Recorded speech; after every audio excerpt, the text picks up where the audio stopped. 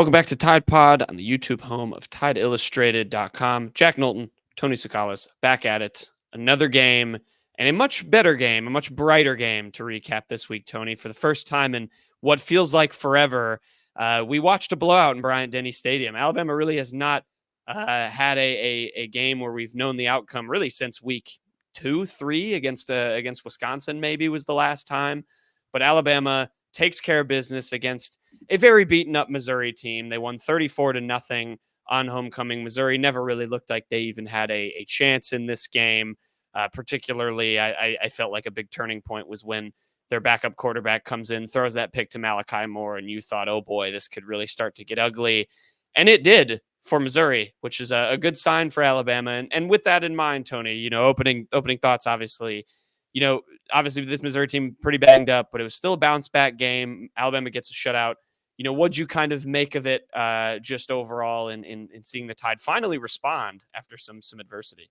Yeah, it was tough to judge this game because, Missouri was so beat up, right? So it's like you look at this game and you think, oh, great, this could be the absolute turning point for Alabama. Like everything went right for Alabama. They ran the ball. You had the turnovers. You had third down success. They held Missouri to 3 of 13. Like all that, it's like almost all their, problems were fixed. Jalen Milroe wasn't perfect. We can get to that. But like you look at it and like you did like have this like checklist of everything that went right for Alabama. And then you realize like, oh, like Missouri didn't have its starting running back, and Missouri, like its defense was constantly on the field. And like Drew Pine might be the worst, power quarterback I've ever seen play, football. So it's like, it's tough. So I think it's probably somewhere. I usually go it's somewhere in between. I don't think Alabama was quite as dominant as maybe the numbers look, but I do think that they're stepping in the right direction, especially on defense, where you look at it and like those third down numbers, they're a lot better. They weren't as great in Tennessee, but then I feel like this kind of almost justifies some of that Tennessee game because they were good in the first half against Tennessee, and then the offense just kind of kept the defense on the field, and I feel like Tennessee kind of figured out Alabama's defense, and they just kind of wilted. So I guess you could make the point, Jack, that like the third down defense has been getting better since Tennessee, and maybe there was just that hiccup in the second half as they tired out. Because if you look at the first half against Tennessee and then the full game against Missouri, you're starting to see Alabama rectify that, third down problem where it just can't get off the field. There was no like super costly penalties, or there wasn't as many super costly penalties. You had that weird situation. I have to go back and watch it, but the whole situation where, who was it now that got flagged? Was it Jahad Campbell that got flagged for a Overton was the one LT Overton, hit. Right. Yeah, it was LT Overton that got flagged for a late hit on a play that like nobody even knew it was even whistled dead. Like that was kind of a bizarre thing. Didn't really end up hurting Alabama too much. Missouri punted on that drive anyways. But had it not been for that play, Alabama probably forces a 3-and-out for the first 3 Missouri possessions, and that was with Brady Cook. So it's I think it's pretty positive on the defensive side. Yeah, and we'll get into some of the particulars. There is on that play in particular a very funny angle of it from behind where Brady Cook must have heard whatever whistle was blown because he was just standing there like a statue, and then Jahad Campbell just rushes into the frame and just drills him. It's a pretty funny angle. I would suggest fans go look at that. And yeah, that was a weird play, but I think you're right overall, and we can get into some of the particulars of the game because it did feel like a bounce back. Yes, with the caveat that Missouri was really injured, but to me, I thought I saw a lot more of a balanced team, and that's where I'll go first. This running game, finally, it feels like got going. They had more rushing yards than passing yards. Alabama did. That was the first time that's happened since the Western Kentucky game. 215 through there, 271 through the ground.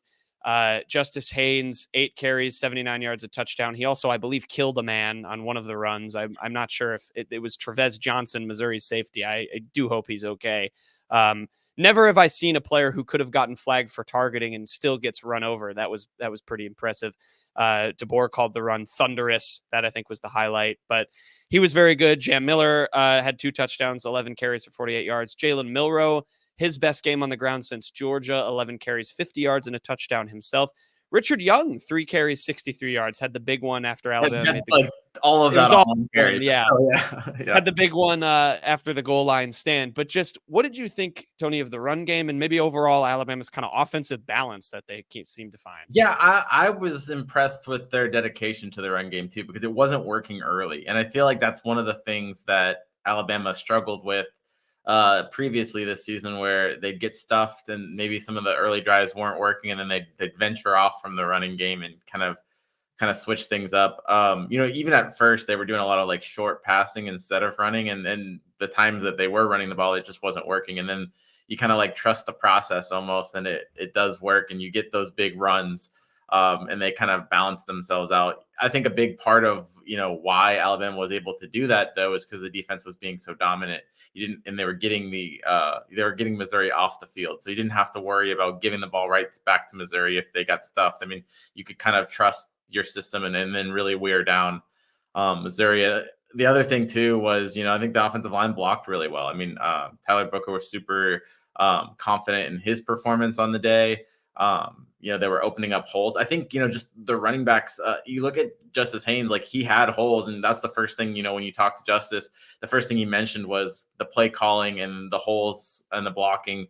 But he was cutting really well. I mean, even on that 35-yard touchdown where he ran over somebody and he had some good blocks downfield, like he cuts at the line of scrimmage to hit that hole really well, and accelerate through it and build up the momentum he needs to murder that man. So I think that's all really encouraging. I think, and Jam Miller too didn't have as like crazy a stats as Justice Haynes did, but he had 2 touchdowns. He ran hard. He got some really hard yardage as well. So I think you got to be pretty optimistic about it. This is one of those things that Alabama needed. And look, as banged up as Missouri was, it's not a terrible defense. I mean, the defense was one of the, it was a ranked defense.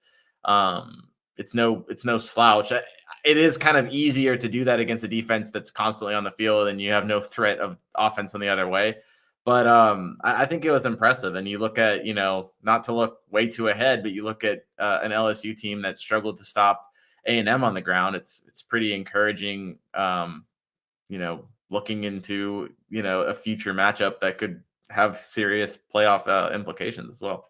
Yeah, definitely. Then we can get into that to kind of end things off. But I agree with you. I thought Haynes in particular ran really well. Tyler Booker talked about it after the game too. The leaning on the run game. He seemed more pleased with Alabama doing that. So, I kind of am curious to see how that does look in that game and moving forward, because you're right, it did work, and it worked after initially not working, which I think you're spot on with that being the big thing. And to kind of carry on to that, it balanced a performance from Jalen Milroe that was, in my assessment at least, I thought it was good, not great. My main takeaway with him was, Alabama figured out a way to not just win, but dominate a game where he didn't play all that well. And I'm curious your thoughts on his performance. Milroe was 16 of 26 for 215 yards, no touchdowns, no picks. It is the first time he didn't have a pick since Wisconsin. So, with that all in mind, I know it wasn't the game that maybe people wanted from a Milroe takes over and shows he's back to his old Heisman candidate self that we saw early. But what did you maybe think of his game and kind of along those same lines? Do you agree that maybe Alabama can win games without having to make him throw 45 passes or do everything to have this offense get going?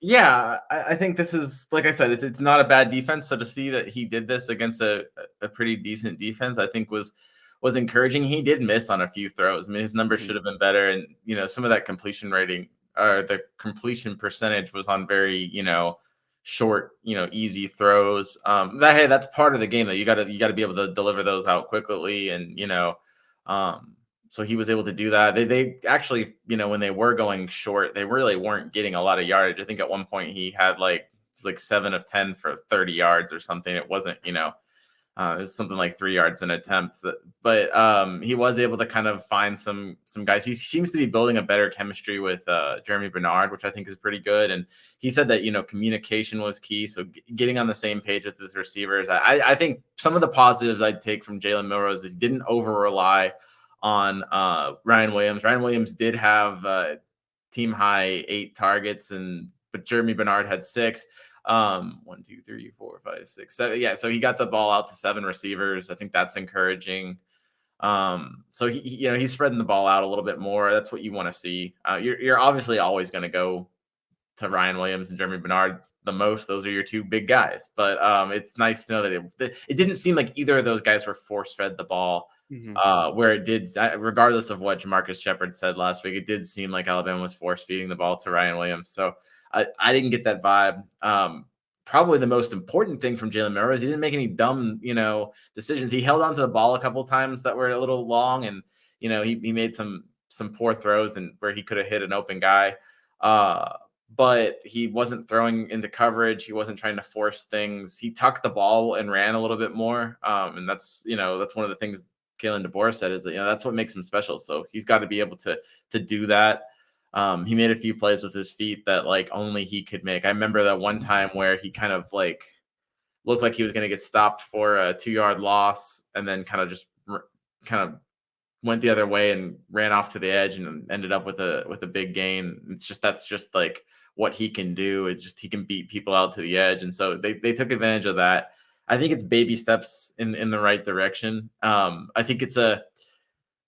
think he played well enough to be a playoff quarterback for Alabama. I think, he played a good defense. He did enough to win. This is like Jalen Milroe's version of being a game manager. I mean, it wasn't the Jalen Milroe show, but he didn't lose them the game. He made enough plays, whether it was with his feet or his hands or his, arm. He made enough plays to win the game. 265 total yards. I was mildly encouraged by what I saw from him. I think there's still a long ways to go to get to a level that he's capable of.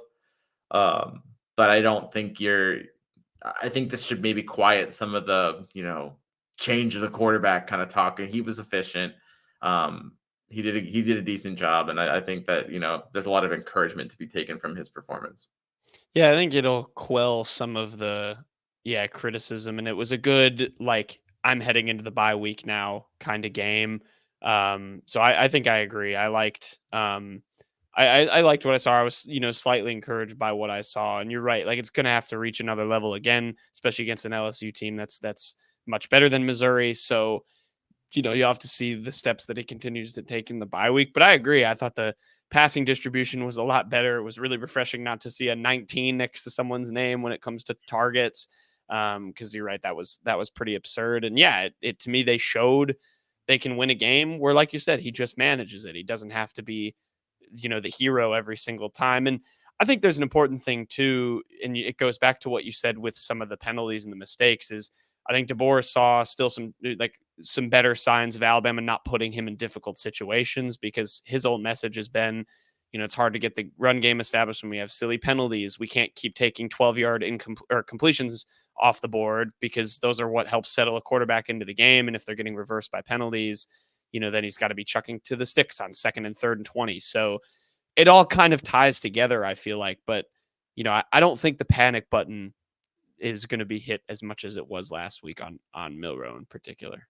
Yeah, and it's a good time to build too. You've got the open week. You can kind of refine some of the things you need to work on. And another thing too, and I mentioned this in my column today, is really this is the time last year where we saw Milroe take off. He had that huge November, benefited from the open week. Now this is his second open week of this season, but like he benefited from this period, and he gashed LSU mostly on the ground. He had 4 touchdowns on the ground.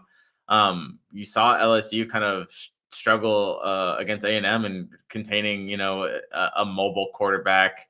I mean, Jalen Milroe's he's that much of a playmaker on with his feet, and then also, has more capabilities with his arm. So I think that, that could be a deadly mixture. I'm feeling a lot more optimistic about Alabama's chances against LSU if Jalen Milroe can kind of get back to this style, this level of play. So we're a long way off from that, and I think these next 2 weeks will be big. But I think that it's coming at the right time, and I think you could see a big step up just from where we're at. Am I hearing a don't let Jalen Milroe get hot? Is that And the is it, like this, if you're looking for NIL opportunities, I mean, like you have a chance to be Mr. November if you want to, like if you want to start playing that up. I mean, he's got to walk the walk too, right? have a good performance against LSU before you start really making that shirt. But yeah, I think that there's a chance that, he could get hot. I Yeah, mean, you look at definitely. it too. I mean, like he's got LSU, and then they've got what Mercer. That's a ability to get hot. And then you play an Oklahoma defense that's good, but same kind of thing with Missouri where they don't really have the offense to back it up. And all of a sudden you're rolling. Probably not going to get to the SEC championship game like he did last year, but I think if you can rattle off 4 wins and have big performances in the month of November, I think first of all, I think you're in the playoff, and then second of all, I think you're hot going into the playoffs, which is pretty important. Yeah, absolutely. I think you hit the nail on the head there. Not great, but productive from Milroe, and that's what was needed on Saturday, and that's what got done. And Alabama was able to achieve the shutout. Flipping to the other side of the ball, another big reason why they were able to achieve said shutout. The defense, this is a unit that has really looked good in the last couple of games. DeBoer afterwards said he thought there was a little different level of physicality today. Talked about kind of wanting to keep his starters out there to achieve the shutout. They had the goal line stand at the end of the game, when it was already in hand, which felt like a lot more important than it maybe looked on the scoreboard to me, because obviously the game, like I said, was already over. But you just have the kind of emotion or willingness to go out there and really and shut them out. Make sure you hold them, to a goose egg, and that you can make that a point of pride for yourselves. What do you think of the defense, Tony? And I'll ask you this: has this unit turned a corner for you? I'm gonna hold off before I say they totally turned a corner. It looked great, but once again, they were playing a terrible Missouri offense. I mean, like I can't stress enough how terrible Drew Pine was. It was just like at one point that when Quay Russell, and this is no insult to Quay Russell, but he's a pass rusher, and he's kind of like an edge rushing pass rusher. He's a bigger guy, you know. When he's getting interceptions, like something's going wrong. Like you're not throwing it right. Like like You're not throwing it right. It's yeah, just wrong. yeah, like you're not making good decisions when you have strictly edge rushing guys making interceptions, and like the interception to Malachi Moore, like that pass was basically to Malachi Moore. Like it was almost like a punt return for. I mean, it was right to him, but it was like it was as if Drew Pine like just threw it to him. So that was there was a lot of times where you're just like, what is he? What is he doing? But credit to Alabama for taking advantage of that. You look at some of the numbers. Alabama, held Missouri to 72 passing yards. I mean, that's you look at this is a team without Keon Sabb. I think Bray Hubbard played really well. It was nice to see him get that interception, but it wasn't just the interception. I mean, look, he had 7 tackles. I think Pro Football Focus gave him the highest. They updated it from last night too. The highest coverage grade. They said he was targeted 6 times, allowed 3 receptions for just 17 yards. And he had an NFL passer rating of 16.7, which is just, you might as well throw the ball in the turf. It's actually a lower grade than if you did just throw the ball into the turf. So I mean, like Bray Hubbard was pretty solid. There were some points where I think there was one time where he could have stepped up and made a tackle and he let the defender get some extra yards. But I thought it wasn't perfect from him, but I thought that he stepped in really admirably, and it's nice to see that with how banged up Alabama's secondary was, even if it was Drew Pine for most of the game. They were able to kind of step up and kind of answer the call when they were, not only was Keon Sabb hurt, but you had some other guys that were pretty banged up, even if they, weren't on the availability report. Everyone's kind of ailing at this time. And to put in a performance like that, I thought was really good. The pass rush was pretty decent. The running game, I mean, like Missouri did. I guess if you're going to nitpick the defense, that you could have done a little bit better. What did they hold them to 4.3 yards per carry? There was a few times where I thought Missouri got some extra yardage that they shouldn't have, but a lot of that maybe happened too when the game was out of hand. And like you said, I think that defensive stop, it showed a lot of pride. It's also like you're gonna have to make those kind of stands in clutch moments. So the fact that you Mhm. can do that and take advantage of those situations, even when the stakes aren't that high, I think that's a really encouraging thing. And once again, it's a momentum thing. There's something about a shutout that you can just kind of like build off of. They had played so bad. I had actually tweeted out. I'm surprised nobody I usually get my Twitter corrections come out, but I said that it was the first shutout of the DeBoer era, and they definitely shut out Western Kentucky. Oh, So yes. yeah, so but it didn't seem like it. It just kind of Community note that one. yeah, you forgot that, right? That it'd been so like they had looked so different over the last few weeks that you just forgot that this team has already had a shutout. It was the first SEC shutout in the DeBoer era, and it's the first SEC shutout Alabama's had since 2020 against Mississippi State. So I mean that's uh, was a big deal for Alabama to get that, and I think that once again, just like with the offense, I think you have a lot to build on heading into the open week. Yeah, I totally agree. I think it was, you're right. It's a testament that you forget about that first shutout, how far this defense had seemingly fallen. And now, it's been in the last 8 quarters, they've held teams to 0 points in 6 of them. So, that's definitely some productive momentum. And I was down on the field for that goal line stop and the energy, that they were showing. It did feel like it was a go ahead touchdown opportunity for Missouri and not, oh, this game's over. The way the crowd was Yes. into it and the way the players looked, like the energy was just right there. It was good to see. I think that's gonna you might look back on that if this defense really does take a turn. You might look back on that stand and say, that's where they maybe first showed it. Was being willing to stop a team up 34-0 and still treat that, like you said, as like an opportunity, to gain some confidence. So I thought that was great. Any other thoughts you touched on in the secondary? You mentioned Bray Hubbard coming in. He got his interception. There was a funny quote. Talked to Malachi Moore after, and he was asked if he had any celebration or had any idea what was happening. Malachi Moore said, when it's your first one, especially, you just kind of black out. And Mm. Bray Hubbard, when he caught his pick, just kind of sprinted down the field and held up the ball. And that was a pretty funny moment from Malachi, just saying he didn't really remember what goes on with your first pick, but he got one. Like you mentioned, the rotation. Zabian Brown looked good. He had a one-on-one route that I remember against Luther Burden, Missouri's star receiver, where he broke that pass up. And again, it was Drew Pine, but they held Luther Burden, a projected first-round pick, to 18 total yards. That's the lowest he's had in a game in his career in college. So something still to hang your hat on, albeit with the caveat of who was at quarterback. But just any other Only thoughts one on the penalty. secondary? Only one penalty on defense too. Was that Yeah. weird LT Overton penalty we talked about earlier? I mean, so that no pass interferences, no defensive holding, anything like that. None. I mean, you're at home, so the offsides, but like nothing weird like that. No personal fouls other than that one. Nothing.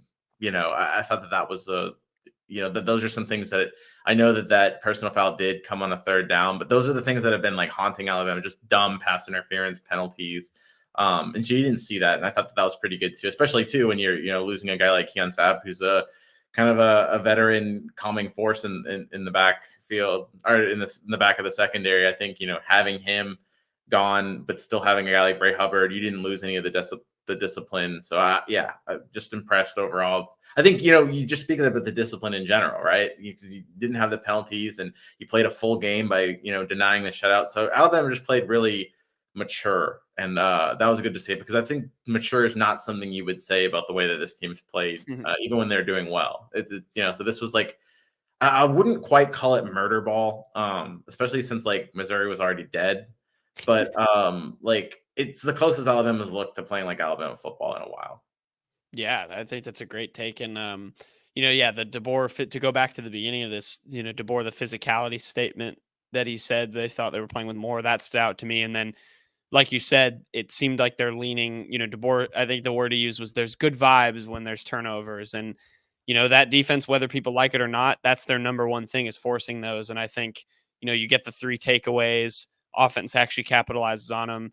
DeBoer was kind of saying it seems like they're a little bit more juiced up and they're playing with a little more aggressiveness, a little bit more hunger, going after it a little bit more. And I think you saw that. So yeah, I think overall the the defense had a nice game Saturday, and we'll see, how they continue to bounce back. The bye week always comes at a great time for everybody, right? That's what we always say. I think he just stole that line from DeBoer. So he definitely Right. has last Yeah, name. he definitely has. He's definitely said it before, or definitely said it yesterday or Saturday, and he said it for sure before the first bye week. So I want to bring this full circle with, you mentioned your column, and I enjoyed your Halloween theme to it. Everyone should go read it over on Tide Illustrated. But you talked about, is this game a signal of the Tide's revival, or is it a ghost of Alabama past? Is, I believe, the title that you chose. So what is your take? Not to spoil what people should read, and people should go read it, but do you think this is a Alabama is back, or what's your feeling now going into the rest of the season? Yeah, like I said, and it's different in different parts. I think it's very much an encouraging step. I think that the LSU game will be a better litmus test, but you can't ignore some of the positives that came out of this game. So, is Alabama totally back from a full standpoint? Are they a bully? Probably not yet. You probably just can't get over exaggerated. But at the same time, I don't think you ignore a performance like this. I don't think there's too many positives, too many corrections Alabama made. And you got to consider too, they're playing with their backs against the wall, and I think that was important. They did this kind of performance with their backs against the wall. Not everyone, a lot of times you will see teams respond with its backs against the wall, but sometimes teams melt. Sometimes Jalen Milroe, whether it's a baby step or whatever, a lot of times quarterbacks, when they're under the pressure he's under, they wilt, and especially after a slow start. He didn't do that. A lot of times, if you've been struggling in the running game and you don't get off to a fast start, you start getting in your head, and you get frustrated, and you make mistakes. You maybe hold a little bit too much. Like Alabama kind of avoided a lot of that. They were able to really, kind of push through some things and build up the momentum and answer the questions that they needed to. So, yeah, I definitely don't think it's just a total mirage. How about that? I think that, that there is a lot to take from this game. I don't think Alabama is necessarily just a contender again because of it, but I think they showed a lot of their contender qualities.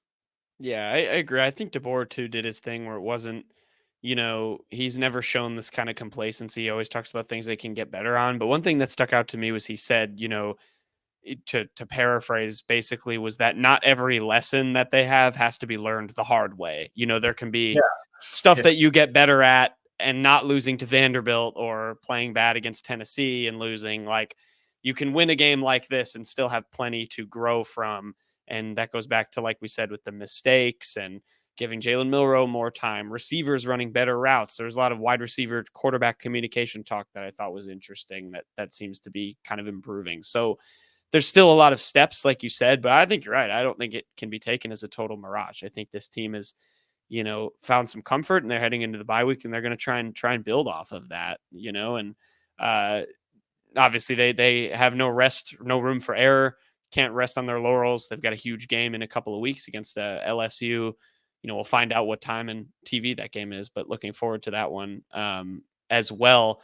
The other thing I completely forgot, Tony, from the top of this game, this is the first Graham Nicholson 2 field goal game we've had this season. He got the scoring started. 7 yards. Him and his little weenie leg that we've been talking about, and everyone's been criticizing. Kalen DeBoer was asked about whether or not Alabama was going to have a long range kicker, and I'm sure this was Graham Nicholson kind of saying like, "Ha! I hit one from 47, so take that." You know what I mean? So I think that that was encouraging, for him to hit both of them and kind of build up some momentum slowly in that aspect as well. I mean, what is he on the season? I think he missed 2, and then I'm trying to look at his stats, pull him up real quick. I don't have them pulled up in front of me. Quick research.